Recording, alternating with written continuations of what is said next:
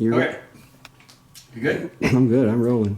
All right. Well, I'm Jesse Heron. I'm the owner of what is now Painted Lady Bed and Brew.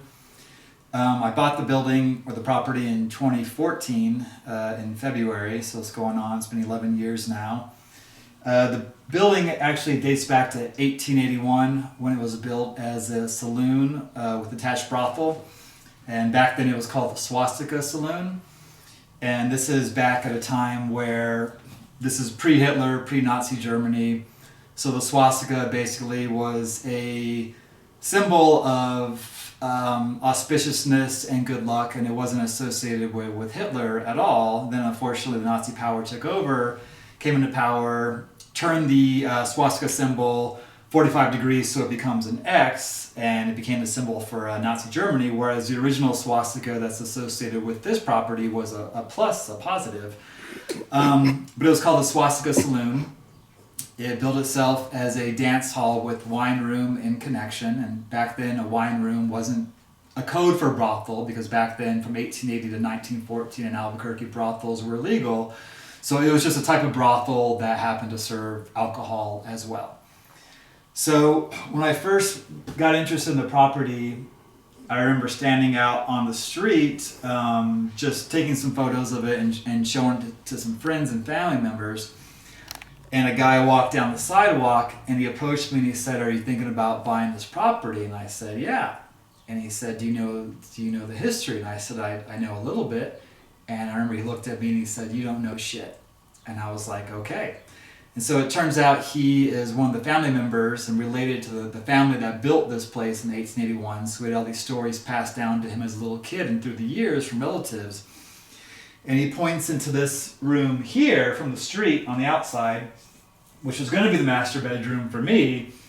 And he says the previous owners wouldn't even go in that room. He said basically that at some point when it was a brothel, that there was a guy who came in off the street, because all the rooms have doors going out to the street as well. He said there was a guy who went in there and he saw his I can't remember if it was his girlfriend or his wife or just his favorite prostitute, lover, whatever, with another man. He got jealous. He went back home, grabbed an axe, came back in and hacked up the both of them to bits, and then walked back outside and shot himself in the head. So typical, murder suicide. But he said the previous owners wouldn't even go in this room because of just, it was so much energy. And I remember from the very first night staying here, you could cross like right into the room, and just crossing into that little past the threshold, you can feel like the energy of that room. And it was, palpable. It was very, very obvious something was in there. It wasn't necessarily aggressive, but it was, if you were talking about that ghost or that entity or that thing or messing with it, it would kind of puff out its chest and take notice. So I turned that into the home office as opposed to the master bedroom, and then the master bedroom would be the one that's just right next to it.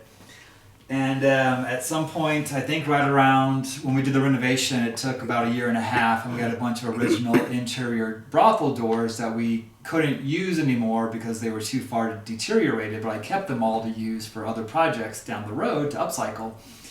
And one of them was this door here behind us that in 2019 or 2020, I turned into a headboard for my bed in the room here behind us.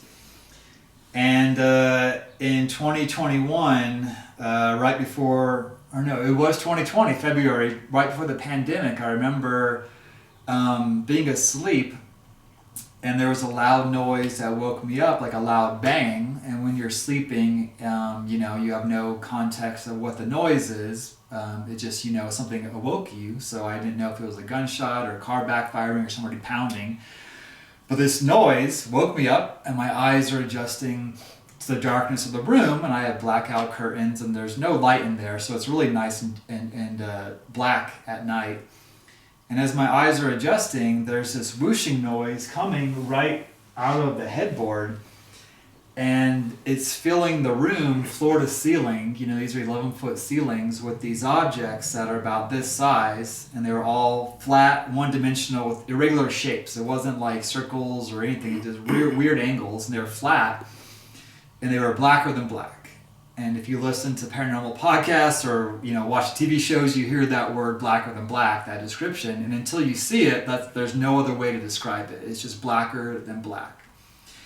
And there was hundreds or thousands of these objects, all about this size, just swirling the room floor to ceiling in like a big portal.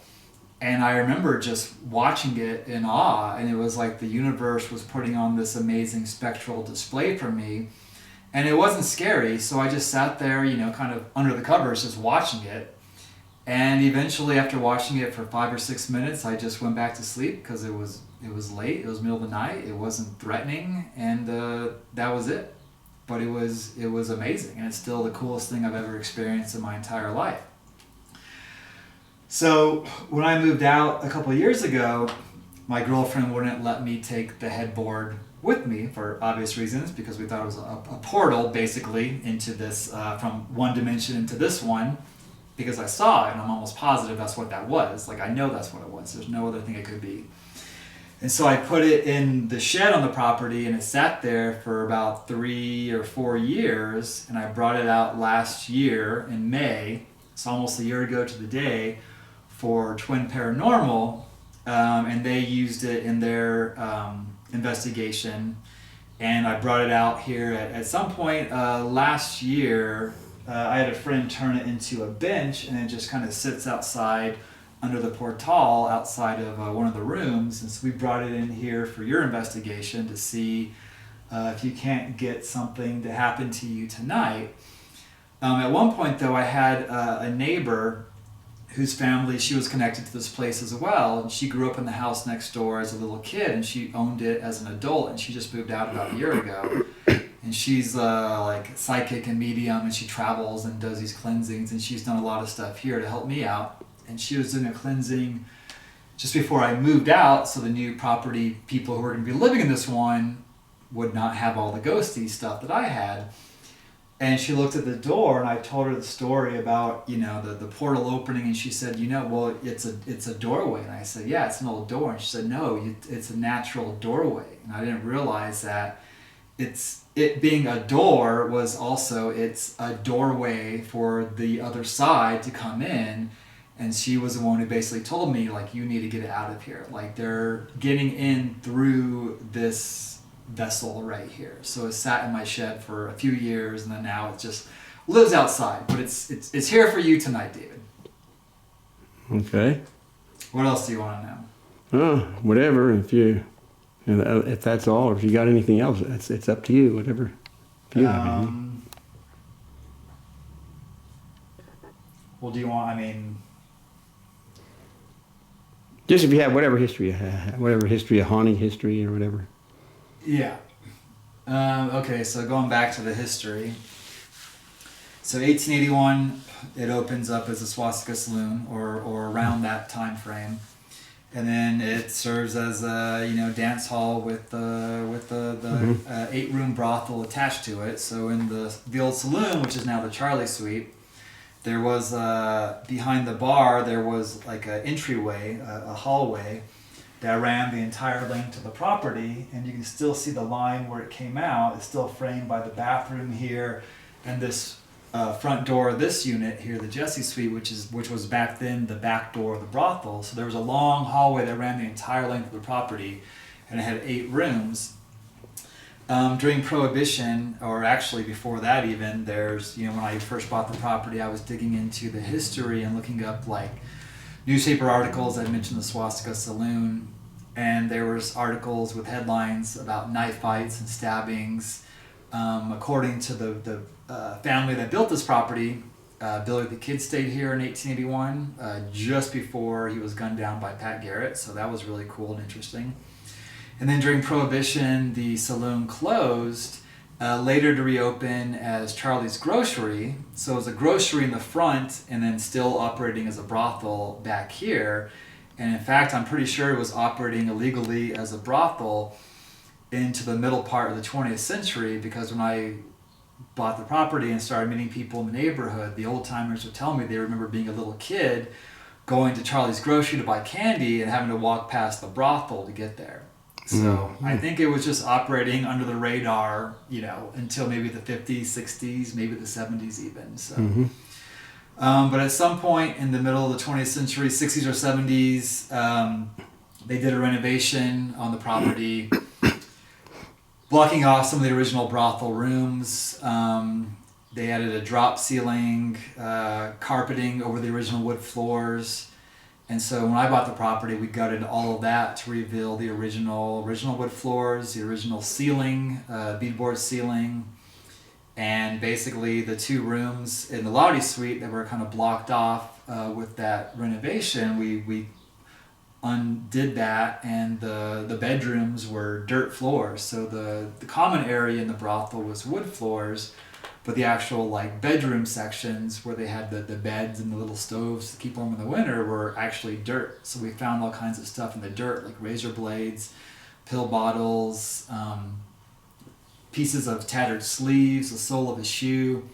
So each room, with I guess exception to this one, but all the other ones in the bedrooms, they have little shadow boxes of items that were found during the renovation that are kind of gives this place a real strong sense of place, but also tying those objects to the specific room. So in the room next door, the Lizzie Suite, there's buttons from a lady's dress, there's the razor blades, there's a piece of the original flooring that was down in the rooms. Over the dirt floors, they just had like a checkerboard pattern of linoleum. They would roll out, and I guess, this was a crib type of brothel, so it wasn't the best, highest class, so it was pretty rough, and the women that were living here, probably had it pretty bad. So each room looked for little scavenger hunt, those items, like original pieces of wallpaper, bottle caps, just an assortment of things that were found in the dirt of the rooms during the renovation. So kind of a cool time capsule of this place. Interesting. Yeah. Is that it? Is that all? Yeah, I mean, I got to get back and do some stuff, but if you want to convene again at 5, either in the trolley down there or back in here. This is the outside of the Painted Lady Bed and Brew.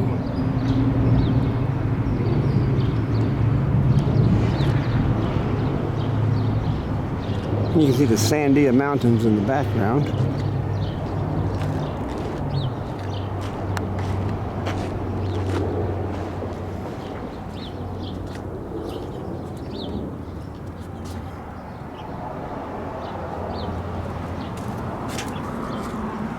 There's the Trolley Car Restaurant.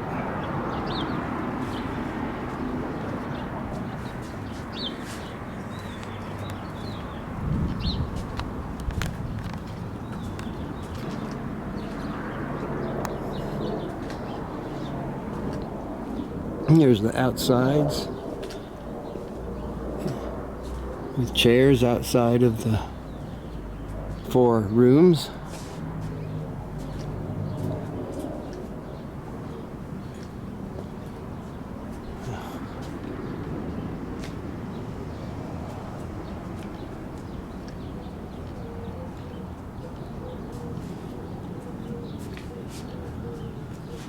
I've got all 4 rooms booked for tonight. I will be spending the night alone. Portions of the night in all 4 rooms.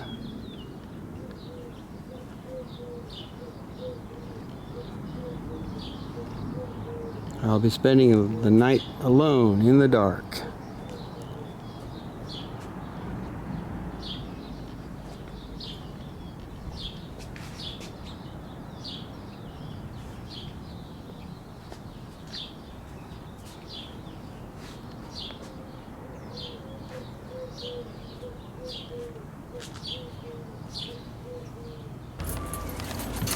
Maybe. Here, I'll open that back door for you. You can come in that direction. This is like where the staff come in. Oh, okay. So yeah, I'll go open that other one. All right.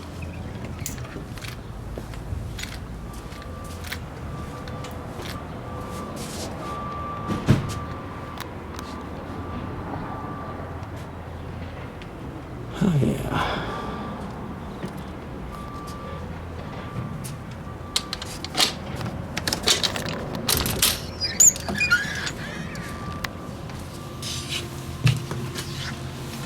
All right. This is inside of the trolley.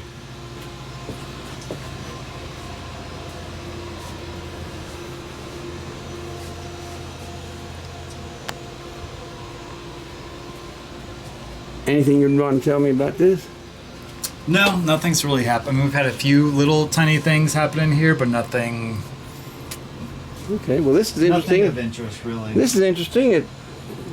It's cool. It's a cool place for people to get their little beer, the overnight guests, you know. Uh-huh. Thanks for letting me in. Yeah. Let me lock it up. I'll meet you out on the other side. These are two old wooden doors that are from the 1800s, and the owner says they could be portals.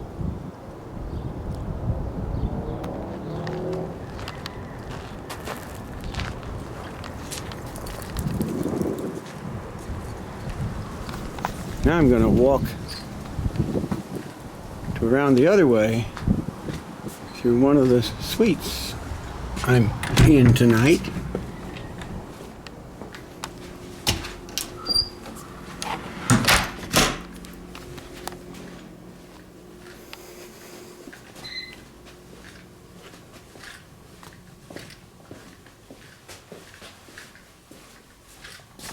I'm going to show these doors from the inside. These are these two doors from the inside. Now they form a gate on this fenced-in area. There's these beautiful shrubs.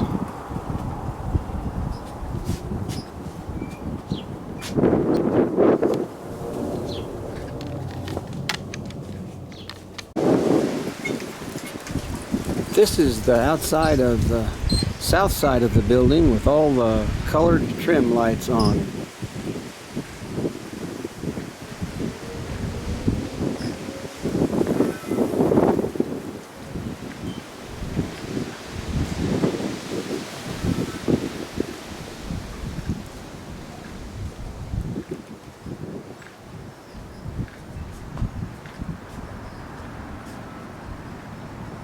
And the trim lights on the trolley car restaurant. This is the Charlie Suite.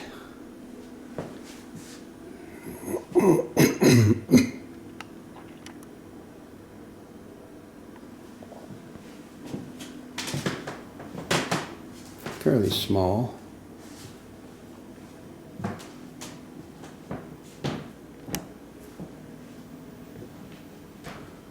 I have all 4 rooms to myself. I booked all 4 suites, all 4 rooms.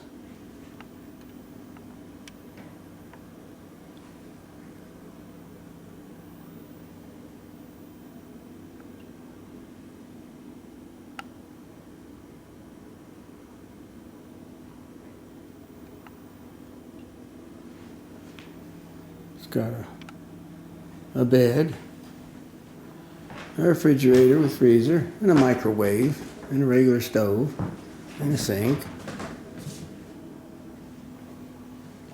and a bathroom with full equipment with sink, toilet, and shower.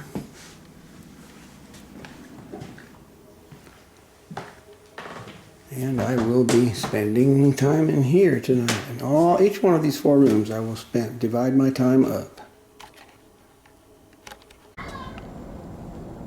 This is the Lottie Suite that I'm going to explore and film right now.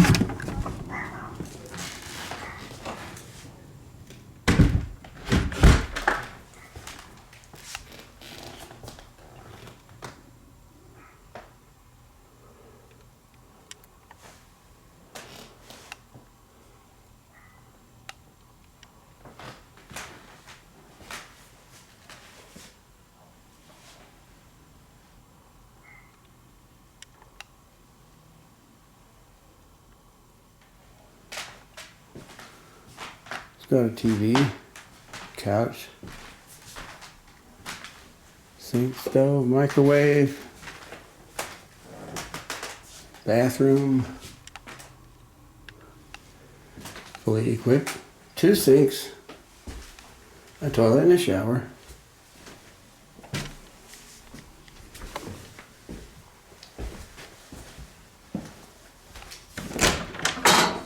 A hot water heater, closet.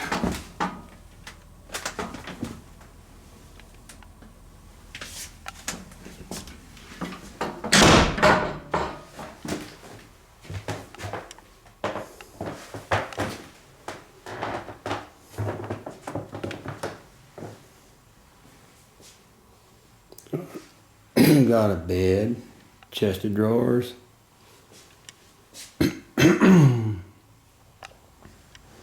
outside door,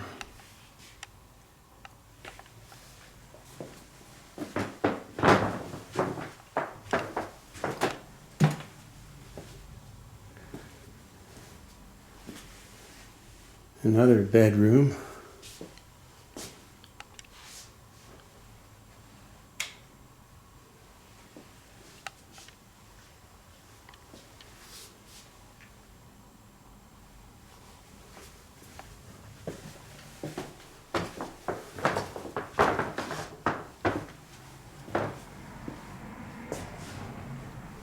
oh yeah.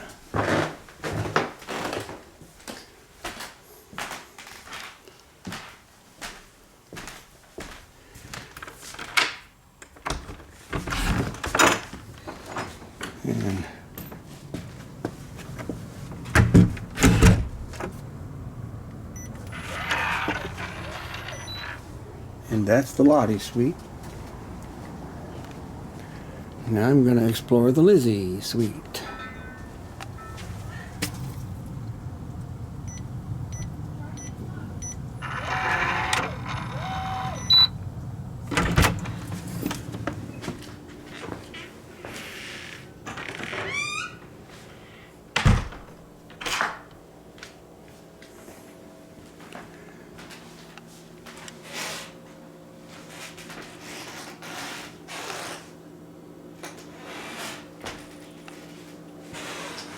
Fully equipped kitchen, sink, and stove, and microwave, refrigerator, freezer.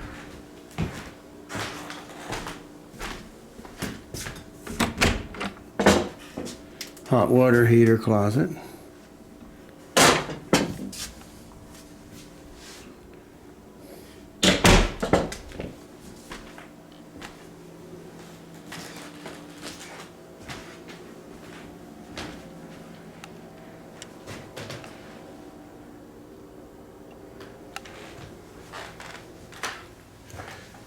Fully equipped bathroom, toilet, sink, and shower.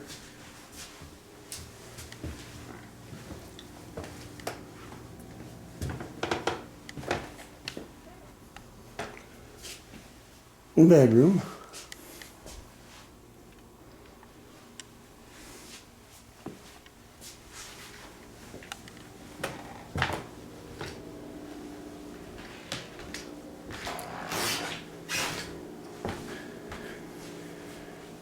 And that's it. They all got TVs in.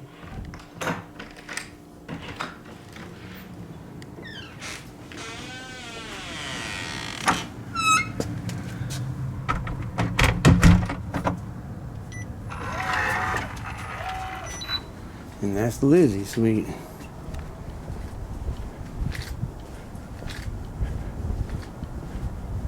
And now I'll explore the Jessie Suite.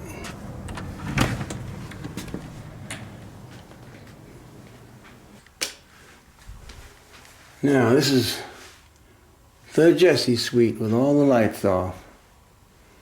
I'll be spending most of my night in here, and I will be sleeping in here. And by the way, this here, the Jessie Suite, is supposed to be the most haunted room, the most haunted suite here at the Painted Lady Bed and Brew. All my camping gear, like I always take with me whenever I go on a road trip. And this is the portal door made into a bench I had brought in here for me. And this is the original room it was in, where the owner saw the paranormal apparitions while he was in bed.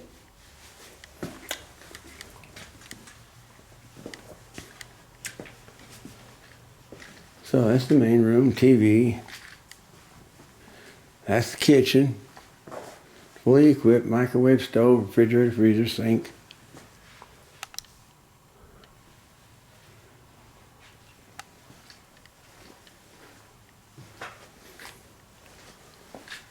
Here's another bedroom here.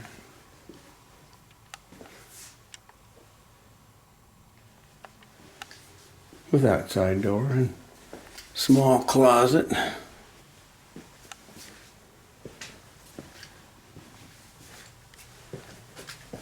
And the portal bedroom. Bed, small closet.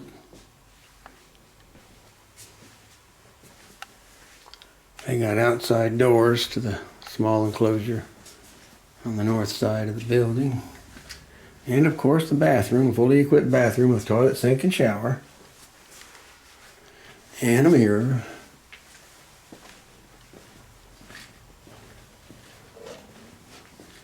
All right.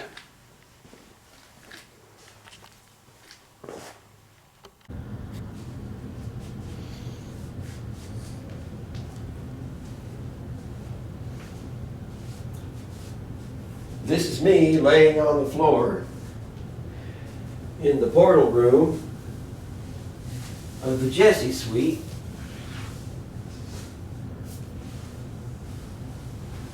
With the portal bench in the background, in the hallway, just outside of the portal room.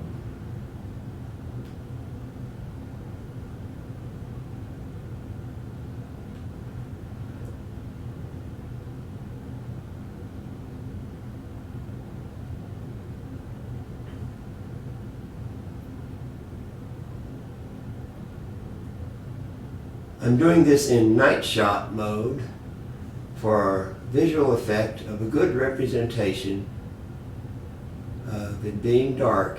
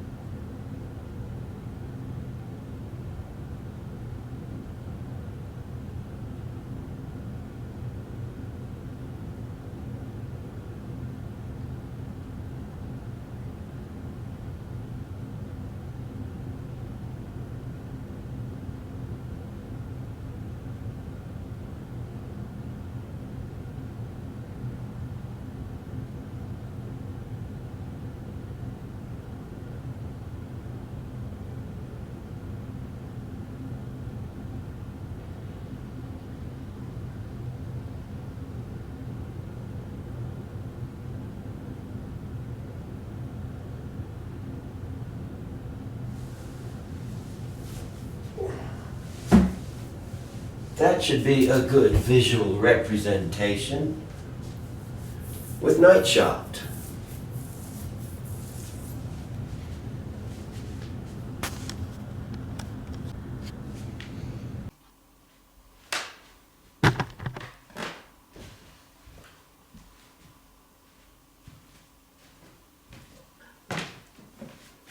Now, this is me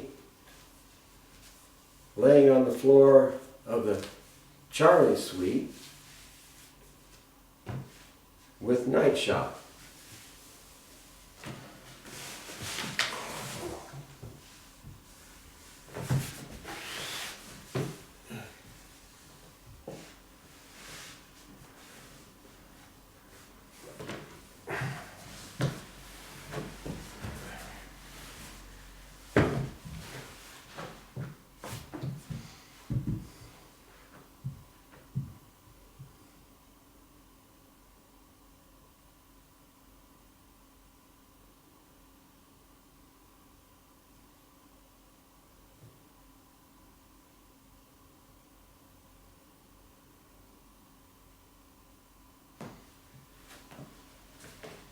That should be a good enough visual representation of the dark. Filmed in night shot.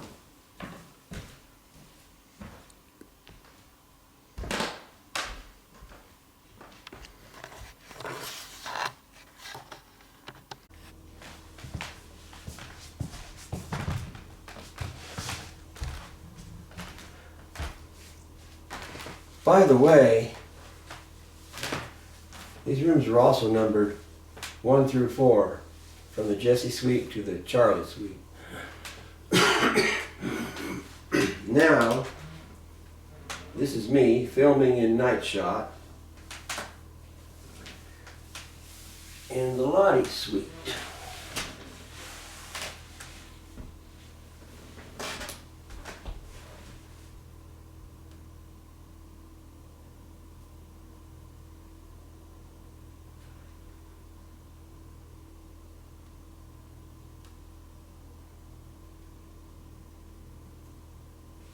And this should be a good visual representation.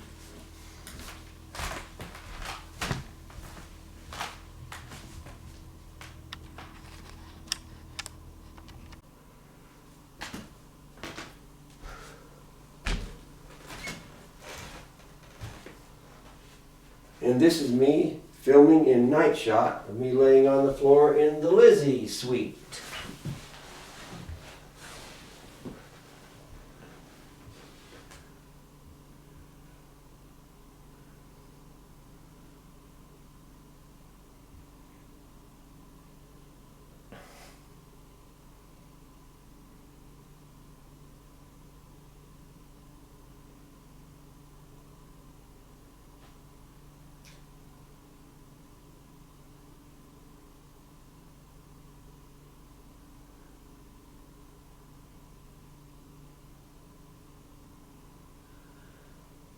And this should be a good visual representation.